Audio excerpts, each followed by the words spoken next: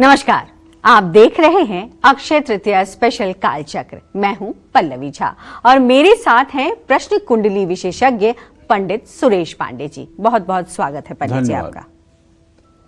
अपार धन देगी, अखंड सौभाग्य देगी, अनंत सुख देगी, अक्षय फल देगी अक्षय तृतीया।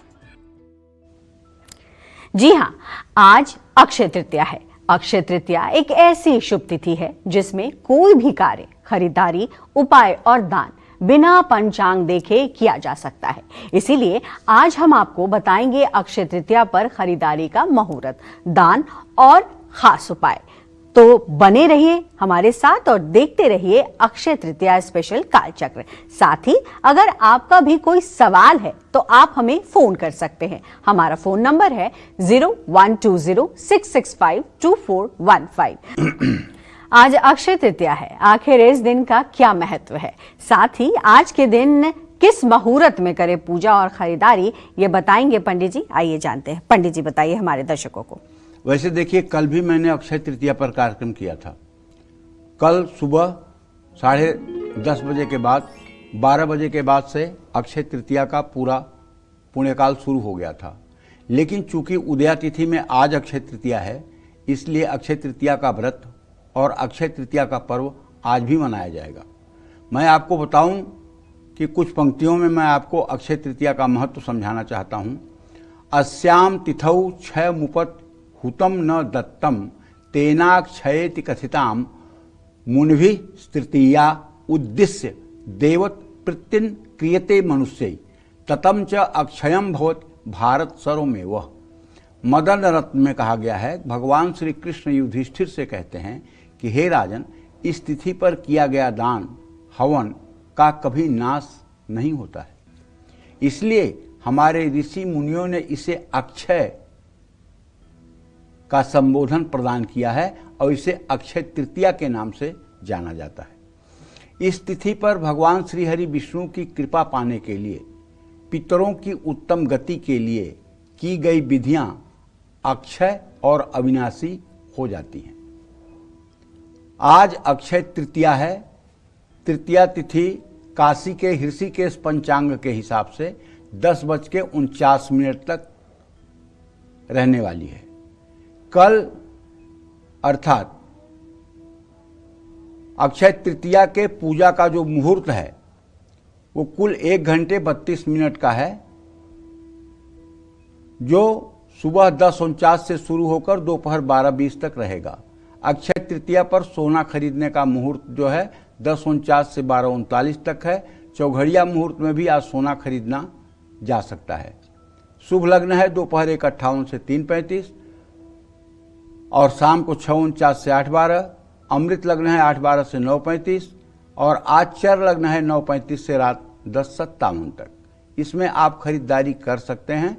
खरीदारी करने वाले लोग तो प्रायः कल ही कर लिए होंगे। आज तो व्रत करने वाले लोग अक्षय तृतीया पर, दान करने वाले लोग अक्षय तृतीया का पर्व मनाएंगे। अगर आज आप किसी गौशाला में जाकर के अपने वजन के बराबर चारा या अनाज दान कर दें तो मैं दावे के साथ कहता हूं, जन्म जन्मांतर तक आपका ये पुण्य नष्ट नहीं होगा, क्योंकि आज अक्षय तृतीया है। आज अगर किसी जरूरतमंद व्यक्ति की आप सहायता करते हैं और उसको आप प्रचार नहीं करते हैं तो ये भी आपके लिए जन्म जन्मांतर तक ये पुण्य आपके लिए सहायक होगा। आज जो भी कार्य आप निष्काम भाव से करेंगे, सकाम भाव से नहीं, निष्काम भाव से, बिना किसी चीज की प्राप्ति के लालच के करेंगे, वो आपके जीवन में जन्म जन्मांतर के लिए पुण्य संचित हो जाएगा और उसका फल आपको आजीवन मिलेगा। जय मां विंध्यवासिनी। आज अक्षय तृतीया के दिन कौन कौन से मांगलिक कार्य करने से अक्षय फल की प्राप्ति होगी, बताएंगे पंडित जी। आइए समझ लेते पंडित जी। देखो, अक्षय तृतीया पर आप घर की नींव रख दीजिए, बहुत अच्छा होता है। अक्षय तृतीया पर आप गृह प्रवेश कर लीजिए, बहुत अच्छा होता है।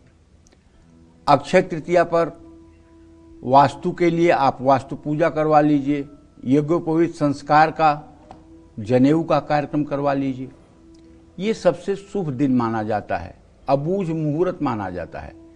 जिन लड़के लड़कियों की शादी के लिए कोई शुभ मुहूर्त नहीं मिल रहा है, उनके विवाह के लिए अक्षय तृतीया सबसे शुभ तिथि है। इस दिन घातवार घात तिथि का भी ध्यान नहीं दिया जाता है। अक्षय तृतीया के दिन सोना, चांदी, पीतल खरीदना शुभदायी है। अक्षय तृतीया का दिन प्रॉपर्टी और नया वाहन खरीदने के लिए अति शुभ है। अक्षय तृतीया पर माँ लक्ष्मी की पूजा करने से घर में लक्ष्मी का अस्थायी वास होता है। अक्षय तृतीया पर बही खाता पूजन, सोने चांदी की खरीदारी करना शुभ माना जाता है। अक्षय तृतीया के दिन शेयर मार्केट में निवेश करने से भी लाभ मिलता है। अक्षय तृतीया पर दान करने से 100 गुना ज़्यादा फल मिलता है। लेकिन मान लीजिए आप सोना चांदी नहीं खरीद पा रहे हैं, मान लीजिए आप बहुत ज़्यादा दान पुण्य नहीं कर पा रहे हैं, तो अक्षय तृतीया पर मेरी आपसे प्रार्थना है, आप एक उपाय जरूर करिए।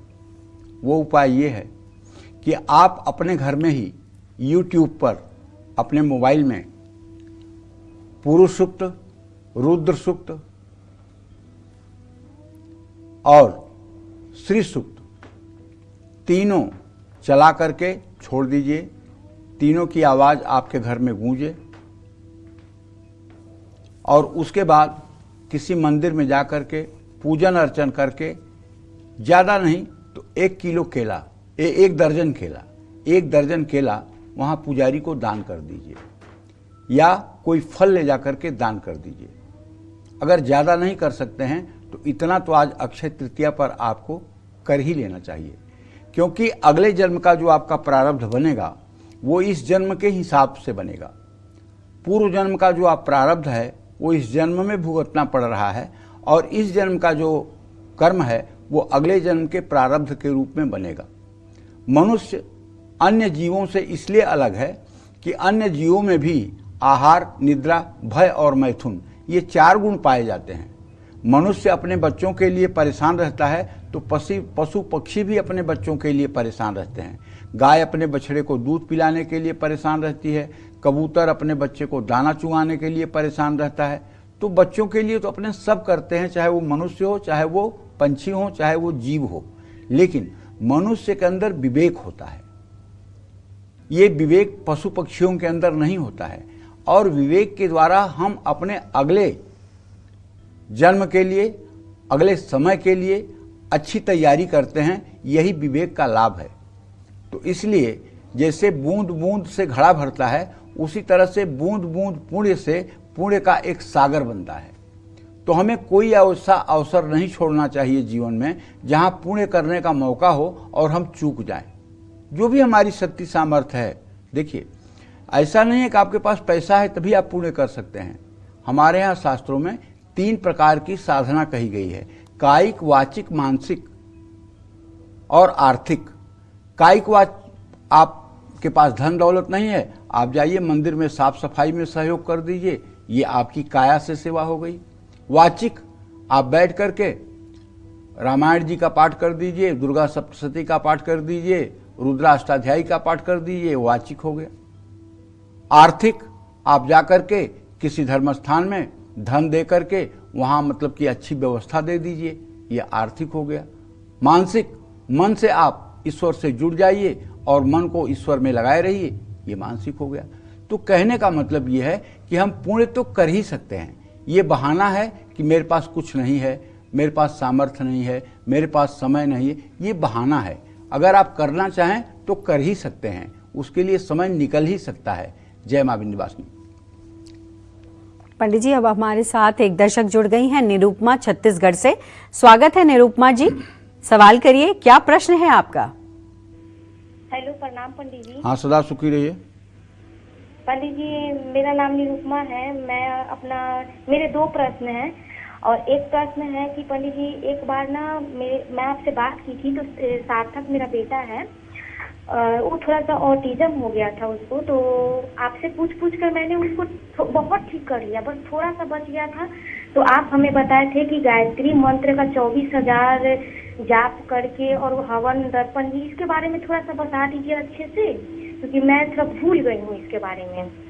और दूसरा प्रश्न है कि पंडित जी, मैं 1 मई को नींव डालने के लिए सोच रहे हैं। तो पंडित जी उस घर पे पहले से घर बन चुका था, मतलब कि मेरे ससुर जी या फिर ये लोग बनवा चुके थे, लेकिन अब हम लोग नए तरह से बनाने की सोच रहे हैं।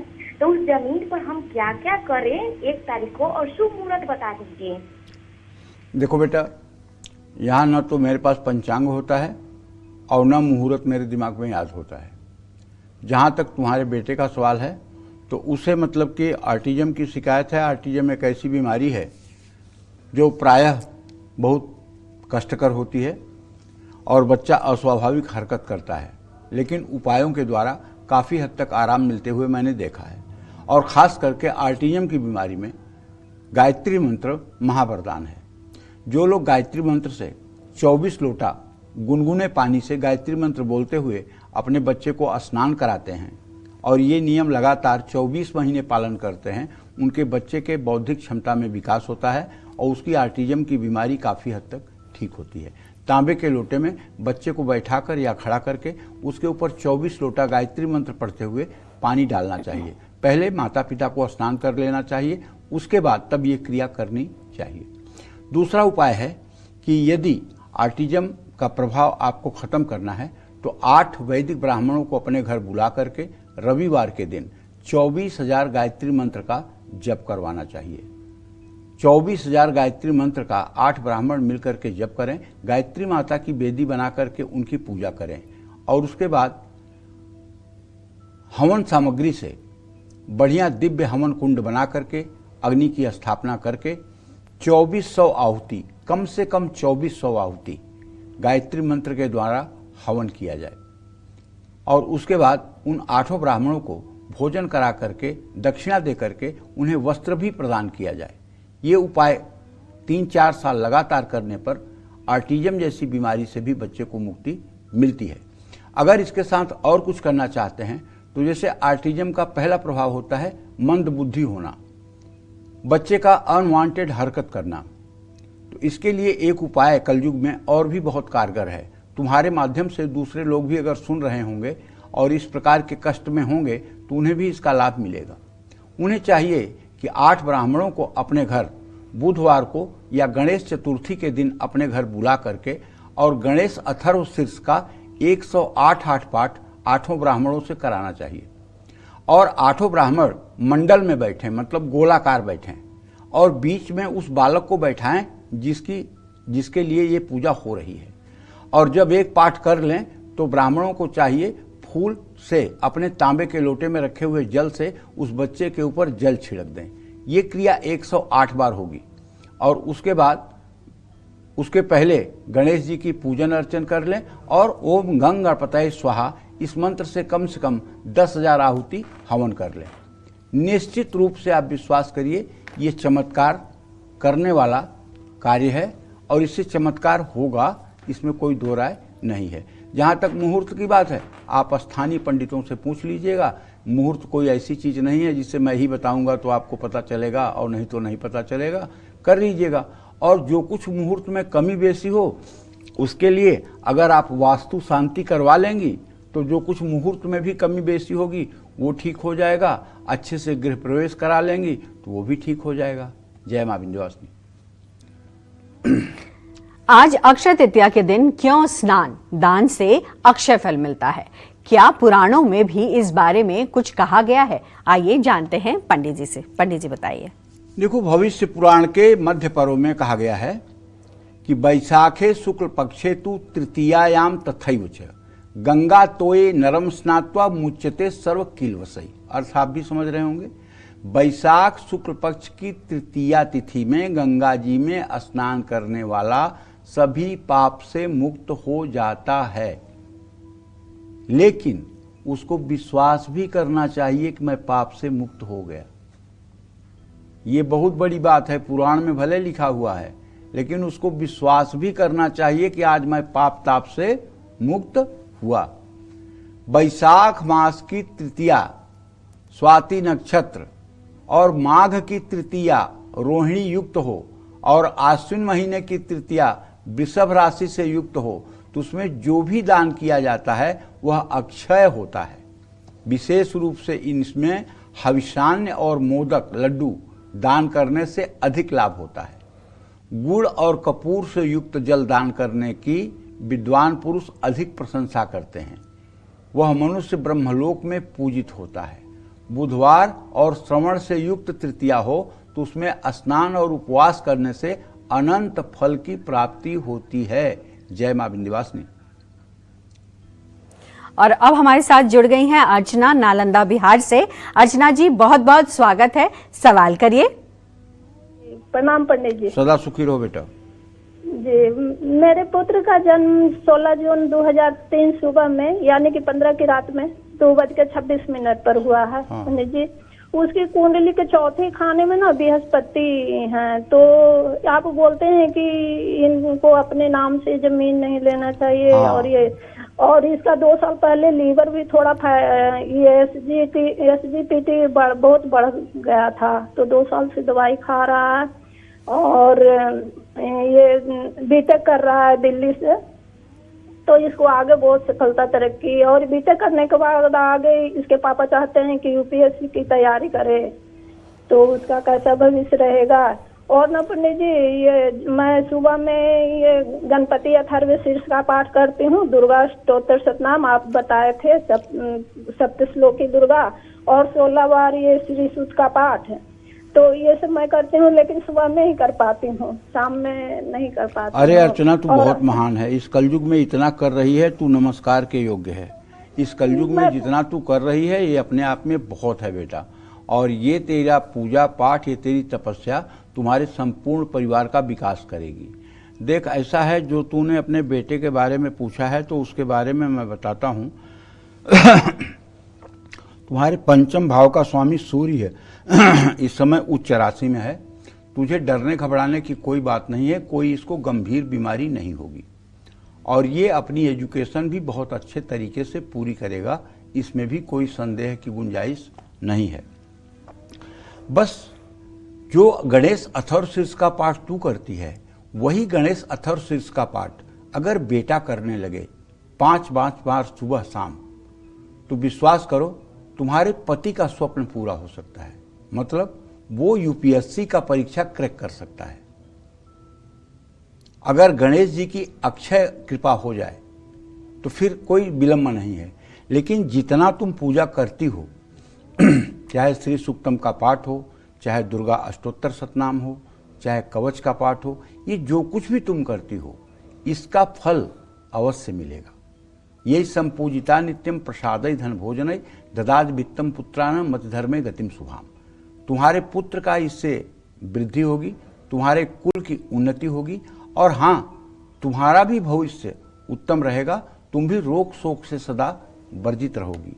तुम्हारा ये मतलब कि पूजन पाठ का, हाँ, कोशिश करो बेटा कि सायंकाल भी ये पूजा आप रिपीट कर सको। समय निकालो, चाहे 7 बजे 8 बजे रात को ही समय निकालो। लेकिन अगर दोनों समय ये एक काले पठे नित्यम महापाप विनाशनम, द्विकाले पठे नित्यम धन धान्य प्रवर्धनम, त्रिकाले पठे नित्यम महाशत्रु विनाशनम। जब कोई पूजा एक बार होती है तो महापाप का नाश करती है, और जब कोई पूजा सुबह शाम दोनों समय होती है तो धन धान्य की वृद्धि करने वाली होती है, और जब कोई पूजा 3 समय पर होती है, सुबह दोपहर और शाम, तो वो शत्रुओं का नाश करने वाली होती है। इसलिए मैं चाहूँगा कि भले ही अभी तक आप नहीं कर पाई हैं, लेकिन आप अपने व्यस्तता को एडजस्ट करते हुए दोनों समय पूजा करने का प्रयास करें। और अगर अभी तक आपने अपने घर में श्री यंत्र की स्थापना नहीं की है, तो मैं चाहूँगा कि एक स्फटिक का श्री यंत्र कम से कम 100 ग्राम से ऊपर का हो, एक स्फटिक का श्री यंत्र और एक दक्षिणावर्ती शंख अपने घर के पूजा स्थान में स्थापित करो। दक्षिणावर्ती शंख में जल में थोड़ा सा कपूर मिला करके उस जल से श्री यंत्र का अभिषेक करो, श्री सूक्तम बोलते रहो। फिर दूध से गाय के अभिषेक करो, फिर उसके बाद में गन्ने के रस या चीनी के रस से अभिषेक करो, फिर शहद और घी और दही से अभिषेक करो। उसके बाद शुद्ध जल से धोकर उसे आसन पर विराजमान करा के कलावा, हल्दी, अक्षत, पुष्प, धूप, दीप, नैवेद्य से पूजन करके अनार के दाने का भोग लगा करके और कपूर से आरती करो। ऐसा करने पर आपके घर में अस्थाई लक्ष्मी का वास होगा और आपका जीवन मंगलमय होगा। जय मां विंध्यवासिनी। अक्षय तृतीया पर कौन सा दान करने से महापुण्य मिलता है और जो पितर है उनका भी मान कैसे बढ़ता है और कैसे वो मान भी जाते हैं, आइए जानते हैं पंडित जी से। पंडित जी बताइए। देखिए, भविष्योत्तर पुराण के अनुसार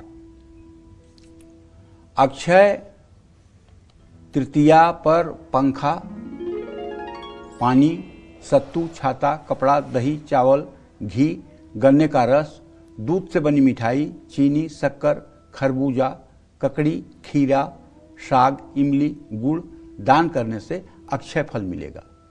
अक्षय तृतीया पर तिल से पितरों का तर्पण करने से रूठे हुए पितर मान जाते हैं और सुख शांति प्रदान करते हैं।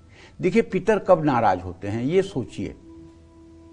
जैसे आपका बेटा अमेरिका में है और उसकी कमाई 10 लाख रुपए महीने की है और यहां आप दाने दाने के लिए मुहताज हैं, तो क्या आप उस बेटे को आशीर्वाद देंगे?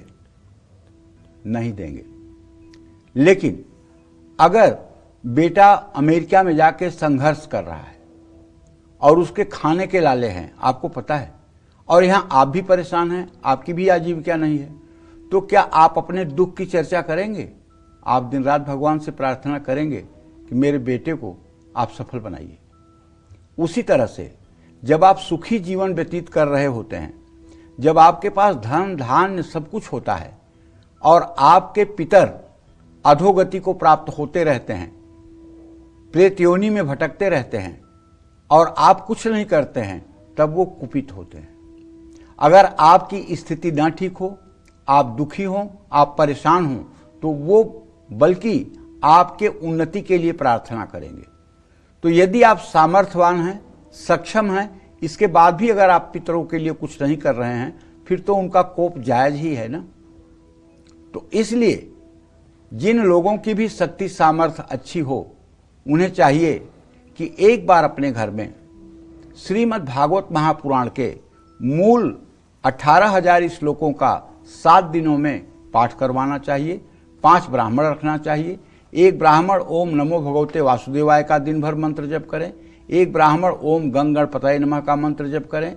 एक ब्राह्मण दुर्गा जी के मंत्र का जप करें। एक ब्राह्मण ओम नमः शिवाय का जप करें और एक ब्राह्मण सूर्य के मंत्र का जप करें। इस तरह से अगर जप होगा और पाठ भी पूरा होगा और उसके बाद ब्राह्मणों को भोजन करा के उन्हें वस्त्र दक्षिणा दान दिया जाएगा, तो निश्चित रूप से आपके पितर अपने आप मुक्त हो जाएंगे।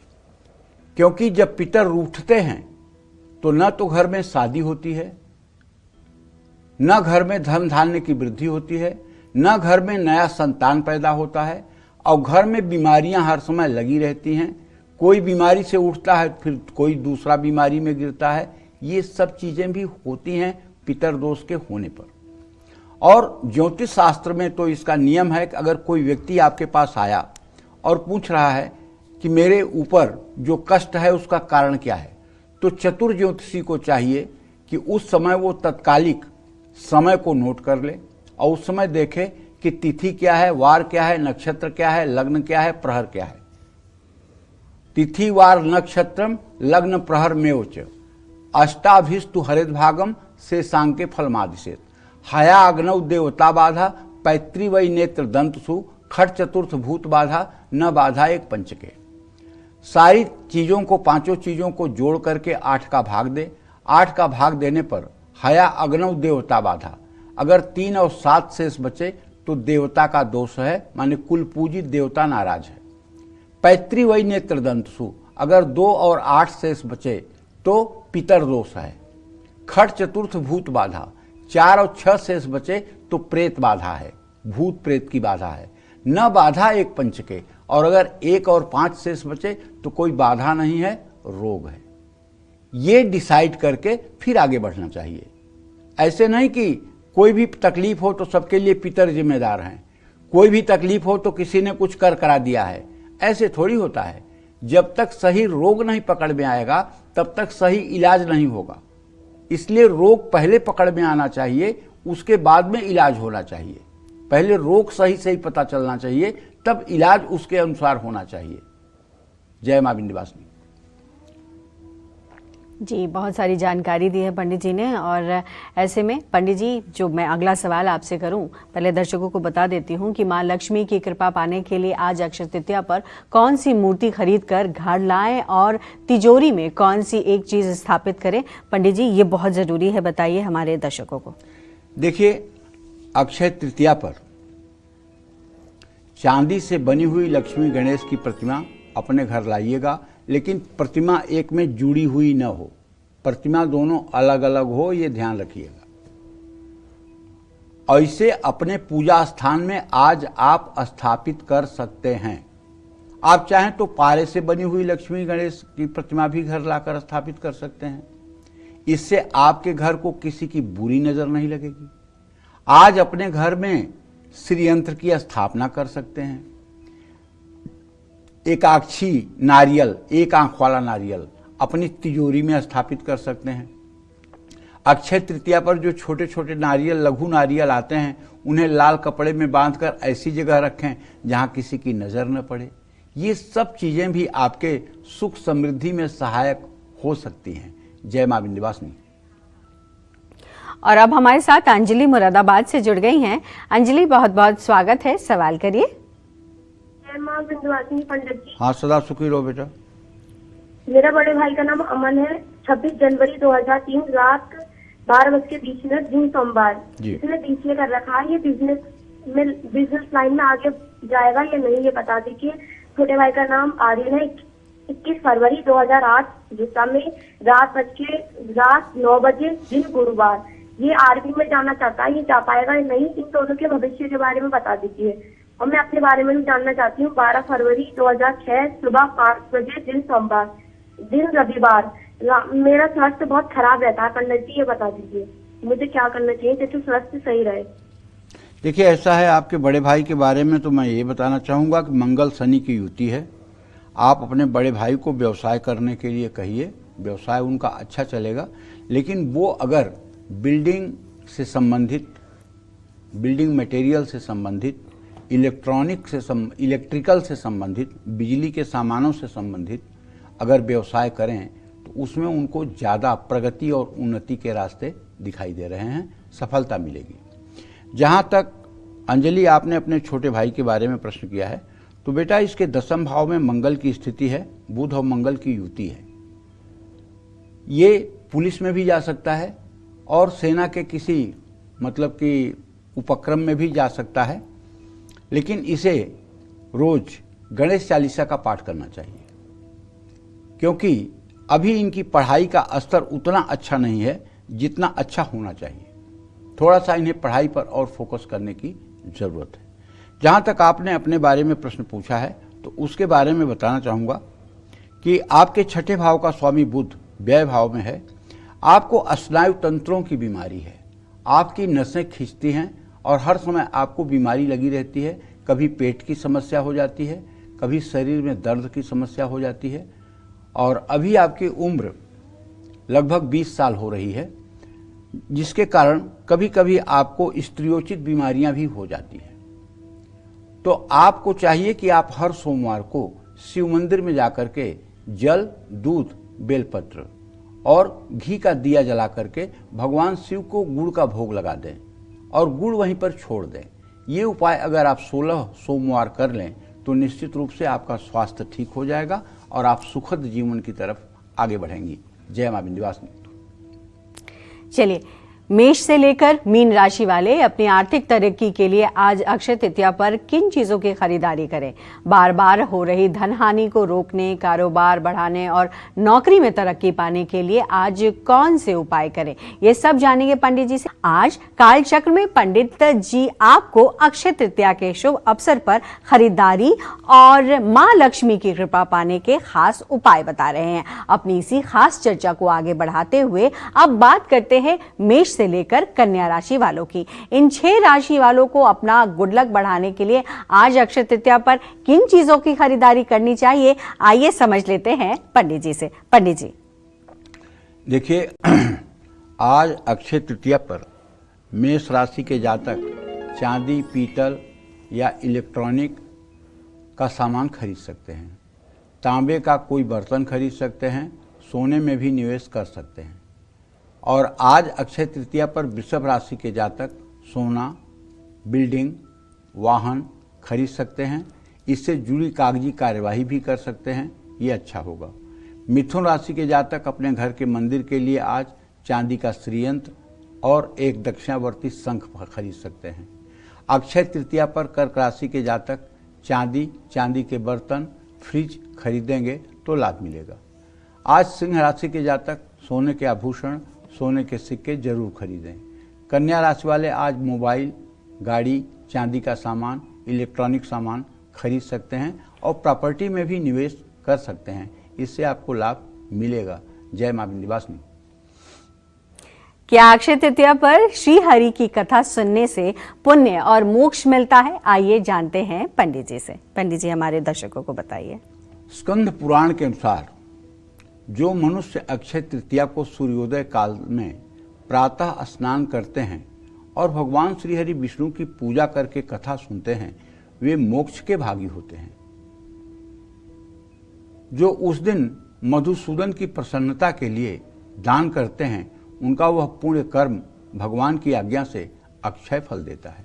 मैं आपको बताऊं, कलयुग में भगवान श्री हरि विष्णु को प्रसन्न करने का सत्यनारायण भगवान की व्रत कथा से छोटा उपाय कोई नहीं है। पूरा सनातन धर्म को ढूंढ लीजिए। प्रभु को प्रसन्न करने का, श्री हरि विष्णु को प्रसन्न करने का अगर सबसे सरलतम और सबसे सहज उपाय है, वो है भगवान श्री सत्यनारायण की पूजा। अगर आज के दिन जो लोग अपने घर में सत्यनारायण व्रत का आयोजन करेंगे और पूरे दिन व्रत करेंगे और पूरे दिन ओम नमो भगवते वासुदेवाय का मन में जप करेंगे और सायंकाल सत्यनारायण भगवान का पूजन सुन करके अपने पास पड़ोस के लोगों में पंजीरी चरणामृत का प्रसाद बांटेंगे और ब्राह्मण को भोजन कराकर दक्षिणा देंगे, निश्चित रूप से आप विश्वास करिए, ऐसे लोगों का चाहे जितना बड़ा दुर्भाग्य हो वो जल करके नष्ट हो जाएगा। अगर आज श्री हरि विष्णु का जो शालिग्राम स्वरूप है उसकी पूजा घर में होगी तो निश्चित मानिए कि आपके दारिद्र्य का दहन हो जाएगा। कलयुग में श्री सत्यनारायण व्रत कथा कल्प वृक्ष के समान फलदायी है।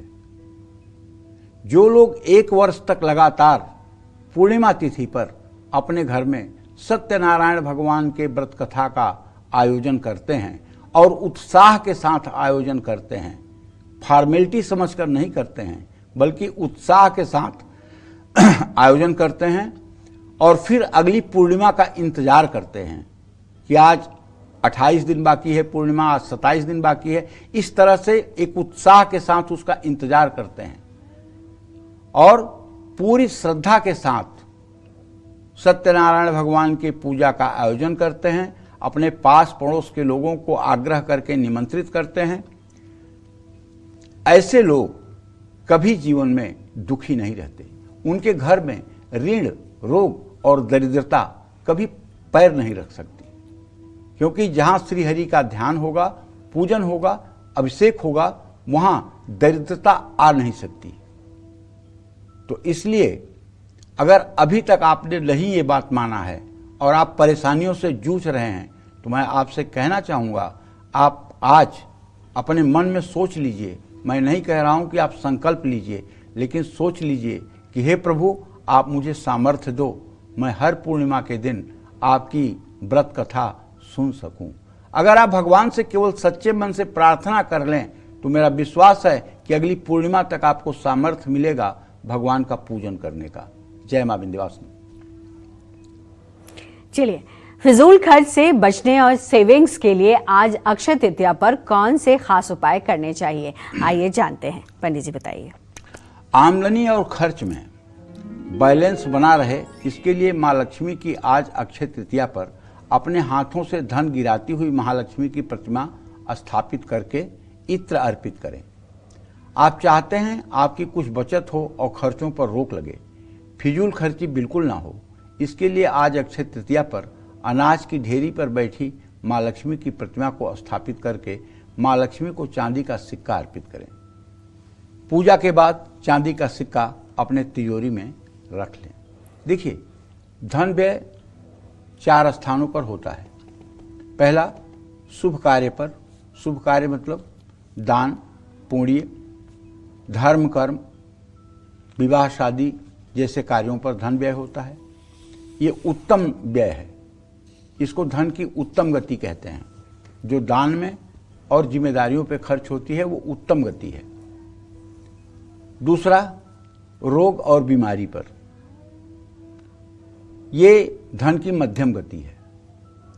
और तीसरा, ब्याज में और मुकदमे पर पैसा खर्च हो, ये धन की अधम गति है। इन अधम गतियों से बचने के लिए अगर आप अपने घर में नित्य श्री यंत्र का अभिषेक करना शुरू कर दें, श्री सूक्तम के 16 मंत्रों से, और महीने में एक बार श्री यंत्र पर ललिता सहस्र नामावली से कमलगट्टे के दाने, रोली, चावल और गुलाब की पंखुड़ियों से अर्चन करना शुरू कर दें तो तत्काल तो नहीं चमत्कार होगा, लेकिन 1 वर्ष से 3 वर्ष के अंदर आप भी अति वैभवशाली हो जाएंगे, इसमें कोई संदेह नहीं है। लेकिन आप 1 हफ्ते करके और फोन करिए कि पंडित जी कुछ नहीं हुआ, तो भाई ये बात उचित नहीं है। समय लगेगा, क्योंकि ना जाने आपका प्रारब्ध कितना पीछे से दूषित है। बुखार के रोग में किसी को एक क्रोसिन की गोली फायदा कर जाती है और किसी को हॉस्पिटलाइज होना पड़ता है और हफ्ते हफ्ते भर इलाज चलता है। बुखार दोनों का एक जैसा है, लेकिन अलग अलग उपाय, अलग अलग विधि, अलग अलग उपचार है। तो अब आपका पूर्व जन्म का प्रारब्ध कैसा है? अगर पूर्व जन्म का प्रारब्ध अच्छा है, हल्का फुल्का खराब है, तो आप ये पूजा महीने 2 महीने करेंगे तभी आपका भाग्योदय हो जाएगा। लेकिन यदि पूर्व जन्म में बहुत बड़ी पाप की गठरी है तो उसको जलने में 3 साल का समय लगेगा।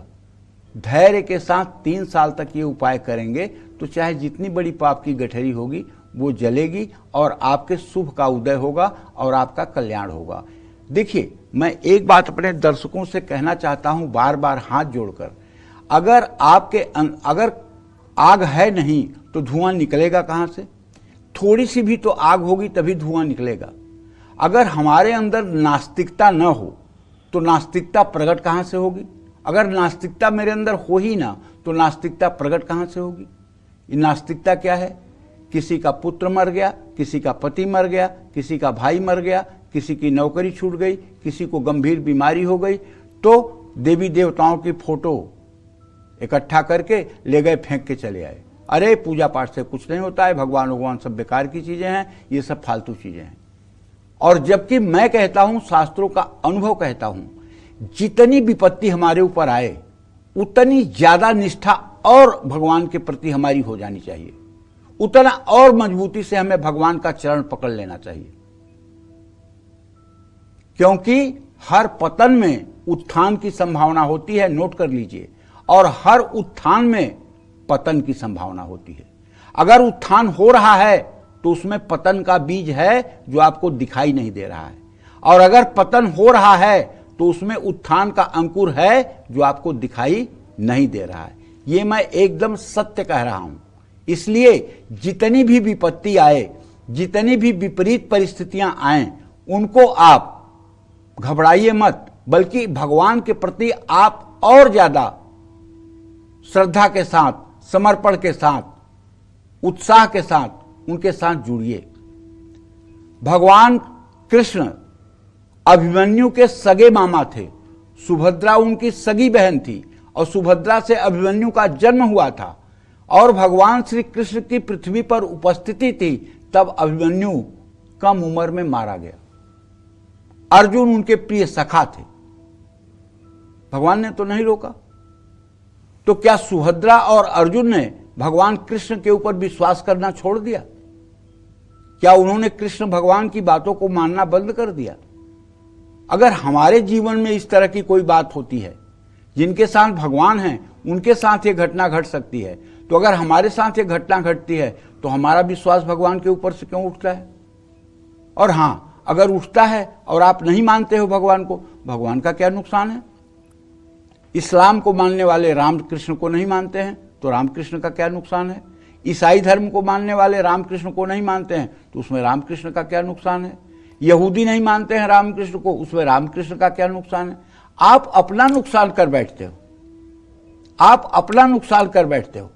इसलिए श्रद्धा और विश्वास, ये दोनों चीजें ईश्वर के प्रति जितनी विपत्ति आए उतना ज्यादा मजबूत करना चाहिए। जीवन जीने का सबसे सटीक तरीका आपको बता रहा हूं। जय मां विंध्यवासिनी। और कौन से वो अचूक उपाय हैं जिन्हें आज अक्षय तृतीया पर करके पैसों की तंगी को दूर किया जा सकता है? आइए ये भी जान लेते हैं पंडित जी से। देखिए, मैं अपने दर्शकों को बताना चाहूंगा कि आज अक्षय तृतीया पर कमल गट्टे की माला लाकर अपने पूजा स्थान में रखें और इसकी हर रोज पूजा करें। मैं तो चाहता हूं कि हर घर में 3 कमल गट्टे की माला हो। एक माला घर के पूरब की दीवार पर एक छोटी सी कील लगाकर उसमें टांग दी जाए। दूसरी माला उसको फोल्ड करके गोलाकार बना करके और उसे आसन पर रख करके उस पे श्रीयंत्र की स्थापना कर दिया जाए।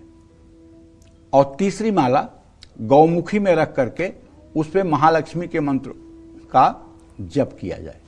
ये 3 माला कमलगट्टे की जिस घर में होती है वहां कभी ऋण, रोग और दरिद्रता नहीं आती है। ये एकदम सत्य वचन है। चांदी से बनी मां लक्ष्मी की चरण पादुका प्रायः लोग धनतेरस के दिन लाते हैं। अगर आज भी आप ला करके तिजोरी में स्थापित करें तो बड़ा सुंदर होगा, लेकिन चरण पादुका का अग्रभाग अलमारी के अंदर की तरफ होना चाहिए। उस पर चंदन वगैरह का लेप कर दें। आज कुबेर देवता की प्रतिमा ला करके उसे भी आप अपने पूजा स्थान में उत्तर दिशा में स्थापित कर सकते हैं। अगर पहले से आपके यहाँ स्थापना है कुबेर की, आपने धनतेरस या दिवाली पर कुबेर की स्थापना की है तो उनकी साफ सफाई करके पूजा पाठ करें। आप चाहें तो आज कौड़ियाँ खरीद कर उनकी पूजा करके भी आप अपने तिजोरी में रख सकते हैं। आप चाहें तो 11 गोमती चक्र अपने पूजा स्थान में रख करके उसको पूजा करके और अपने घर में रख सकते हैं। मोती संख की स्थापना करना धन वर्षा कराता है। इस संख को घर में रखने से धन संपत्ति बढ़ती है। इसे अपनी तिजोरी या लाकर में जरूर रखिए। मोती संख थोड़ा मिलना मुश्किल है, मोती संख थोड़ा मिलना मुश्किल है, लेकिन मिल भी जाता है। तो दक्षिणावर्ती शंख भी आप अपने घर ला सकते हैं। दक्षिणावर्ती शंख को अपने मंदिर में रखकर इसकी हर रोज पूजा करने से मनोकामना की पूर्ति होती है। अगर आप कर्जे में डूबे हुए हैं और कर्ज आपका उतर नहीं रहा है, ब्याज में ही सारी कमाई आपकी चली जा रही है, तो आपके घर में अगर आज दक्षिणावर्ती शंख है तो थोड़ा सा चावल आप पिंक कलर या गुलाबी कलर से रंग लीजिए या हल्दी से रंग लीजिए और एक एक दाना चावल का दक्षिणावर्ती शंख में श्रीम श्रीम श्रीम कहते हुए भरिए। श्रीम श्रीम कहते हुए जब चावल भर जाए पूरे तिजोरी में तो उस चावल को निकाल करके एक लाल कपड़े की पोटली बना करके उसे अपने तिजोरी में स्थापित कर लीजिए। मैं विश्वास के साथ कह सकता हूं, ये अंधविश्वास नहीं है। मां लक्ष्मी की ऐसी कृपा होगी कि 1 साल में आपको इस दलदल से निकलने में कोई न कोई ईश्वरी सत्ता सहायक बन जाएगी। जय मां विंध्यवासिनी। आज अक्षय तृतीया पर क्या दान करने से आपको अक्षय फल की प्राप्ति हो सकती है, ये भी पंडित जी से जान लेते हैं। पंडित जी हमारे दर्शकों को बताइए। वैशाख मास की तृतीया तिथि को चंदन मिश्रित जल और मोदक के दान से ब्रह्मा और सभी देवता प्रसन्न होते हैं। देवताओं ने वैशाख मास की शुक्ल पक्ष की तृतीया तिथि को अक्षय तृतीया कहा है। इस दिन अन्न, वस्त्र, भोजन, सोना और जल दान करने से अक्षय फल की प्राप्ति होती है। इस तृतीया के दिन जो कुछ भी दान किया जाता है वह अक्षय हो जाता है और दान देने वाला सूर्य लोक को प्राप्त करता है। इस तिथि को जो उपवास करता है वह रिद्धि, सिद्धि और वृद्धि और श्री से संपन्न हो जाता है।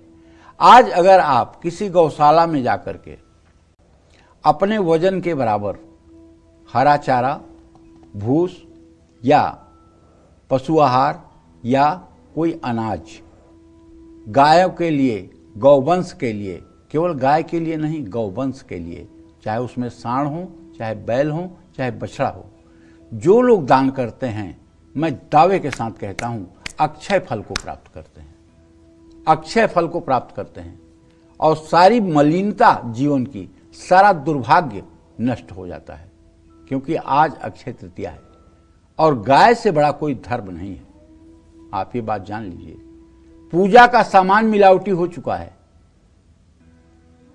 पूजा सामग्री में मिलावट हो गई है, मंत्रों की शुद्धता प्रभावित हो रही है, ब्राह्मणों का संस्कार प्रभावित हो रहा है, लेकिन गैया मैया अभी अपनी जगह पर एकदम प्योर हैं।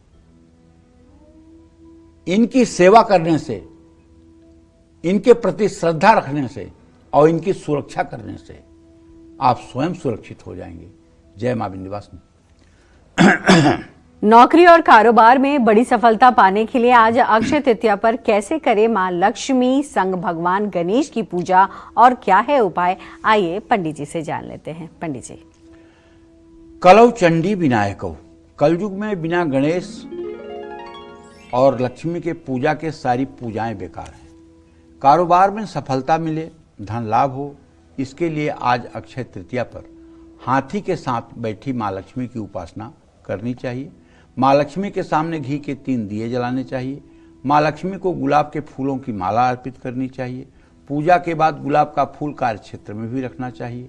नौकरी में उन्नति हो, तरक्की मिल जाए, इसके लिए आज अक्षय तृतीया पर मां लक्ष्मी के साथ भगवान गणेश की पूजा करनी चाहिए। गणेश जी को पीला और मां लक्ष्मी को लाल वस्त्र धारण कराना चाहिए। मां लक्ष्मी के चरणों में अष्टगंध अर्पित करें, उसी अष्टगंध का तिलक अपने माथे पर हर रोज लगाएं। जय मां विंध्यवासिनी। पंडित जी, अब हमारे साथ एक दर्शक जुड़ गए हैं, रवि हैं छपरा बिहार से। रवि जी, स्वागत है आपका, सवाल करिए। पंडित जी कोटि कोटि प्रणाम। हाँ, सदा सुखी रहिए। पंडित जी, अभी 25 मार्च को मेरी माँ का देहांत हो गया है। मैं ये जानना चाहता हूँ कि मतलब कितने दिन तक हम लोग पूजा पाठ नहीं कर सकते। मैं पूजा पाठ में बहुत विश्वास करता हूँ, मेरा और मेरी पत्नी का बिल्कुल मन नहीं लगता है पूजा पाठ में। और क्या हम दिवाली पर मतलब इस साल गणेश लक्ष्मी की स्थापना कर सकते हैं कि नहीं कर सकते हैं, ये नवरात्रे कर सकते हैं या नहीं कर सकते हैं, या पास के किसी मंदिर में शिवालय में जा सकते हैं कि नहीं जा सकते हैं, इस बारे में हमारा शास्त्र और धर्म क्या कहता है, जरा विस्तार से प्लीज बताइए। देखिए, ऐसा है मृतक सूतक जो होता है वो 11 दिनों का होता है। 12वें दिन जब सपिंडन श्राद्ध होता है, घर के आंगन में जब लक्ष्मी गणेश की पूजा होती है और गणेश जी को जब हल्दी चढ़ जाती है और गौरी को जब सिंदूर चढ़ जाता है, तो अशौच समाप्त हो जाता है, अशौच समाप्त हो जाता है। और 13वें दिन ब्राह्मण भोजन के बाद सारी क्रियाएं हो जाती हैं शुद्ध।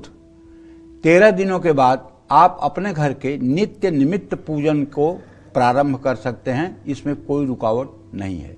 जो आपके घर में स्थापित देवी देवता हैं, आप उनकी पूजा कर सकते हैं, इसमें कोई दोष नहीं लगता है। हमारे शास्त्रों में 2 प्रकार की क्रिया है। एक क्रिया है कि 16वें दिन या 18वें दिन वार्षिक पिंडदान होता है, जिसको बरसी भी कहते हैं।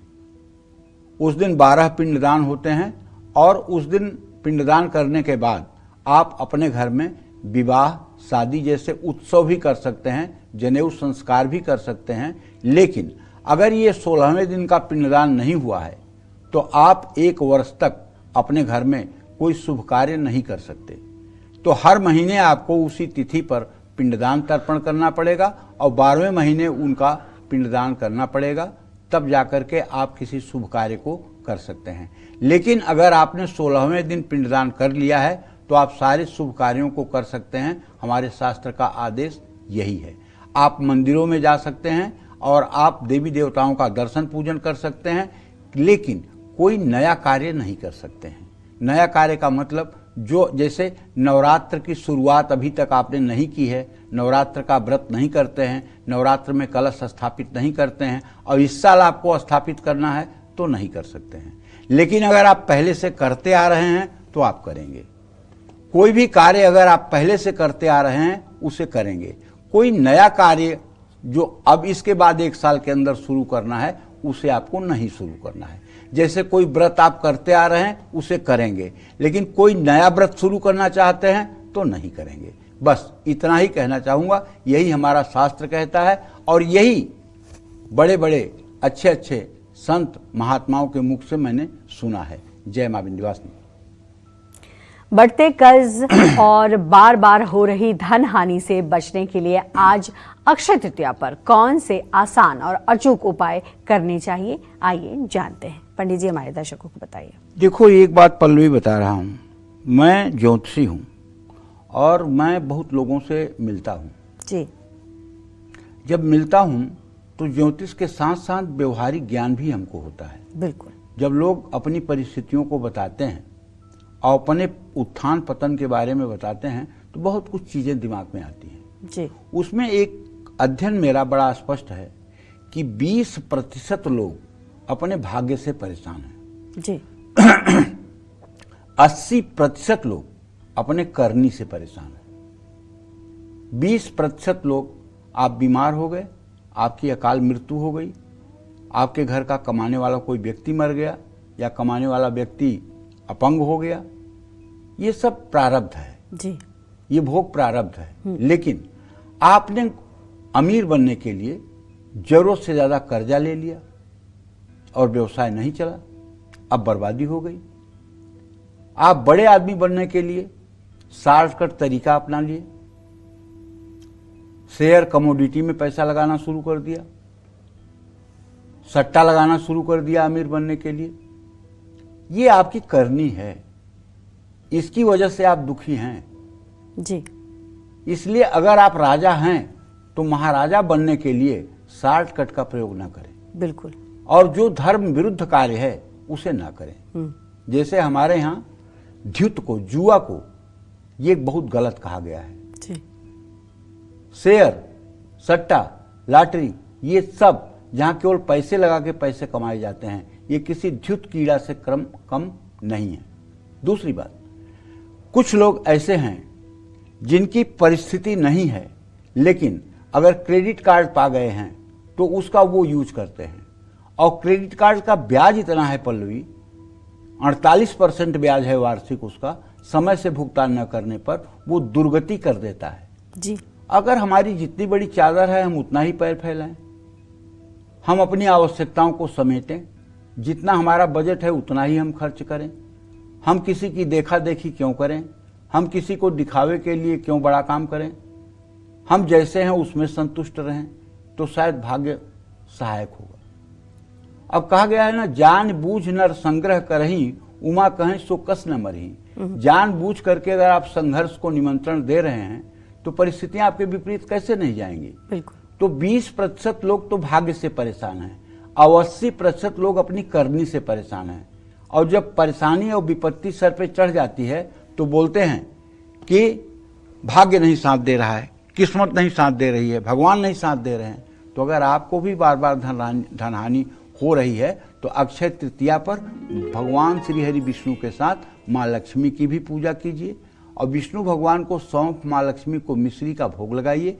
कर्ज से मुक्ति के लिए आज अक्षय तृतीया पर कनक धारा स्तोत्र का खूब पाठ करिए, मैं तो कहूँगा 108 पाठ करिए और लाल रंग के कपड़े में कनक धारा यंत्र लपेटकर अपने पूजा स्थान में रख लीजिए। 51 दिनों तक यंत्र के सामने बैठ करके कनक धारा स्तोत्र का पाठ करिए। और एक बात, जो लोग कनक धारा स्तोत्र का सुबह शाम एक पाठ भी करते हैं, 3 साल के बाद अगर कोई महिला है तो उसके जीवन में सोने की बरसात हो जाती है। अगर कोई पुरुष है तो उसके वजन के बराबर उसको सोना मिल जाता है।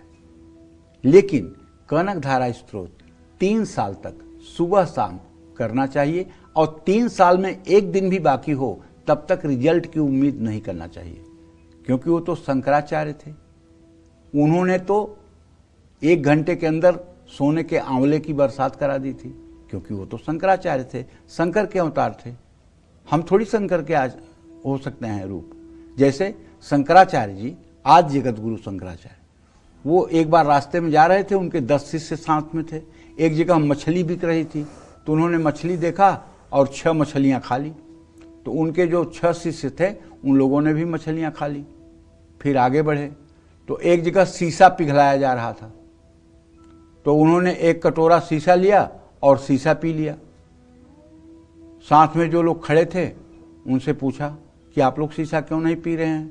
तो लोग बोले अरे शीशा पिएंगे तो मर नहीं जाएंगे। कहें तो आप लोगों ने मछली क्यों खा ली? कहें आपने खाई थी। कहें तो शीशा मैंने पिया है, तुम लोग भी पी लो। तो चुप। बोले आप लोग 4 लोगों ने मछली क्यों नहीं खाई? कहें आपकी आज्ञा नहीं थी। तो कहने का मतलब महाजन ये न गतः सुपंथा, मतलब भगवान की नकल नहीं करना चाहिए कि शंकर जी जहर पिए थे तो तुम भी जहर पी के दिखाओ, लेकिन नहीं, शंकर जी भांग खाए थे तो मैं भांग खा के दिखाऊंगा। ये गलत है। समर्थ के नहीं दोष को साई, रवि पावक सुर सर की नहीं।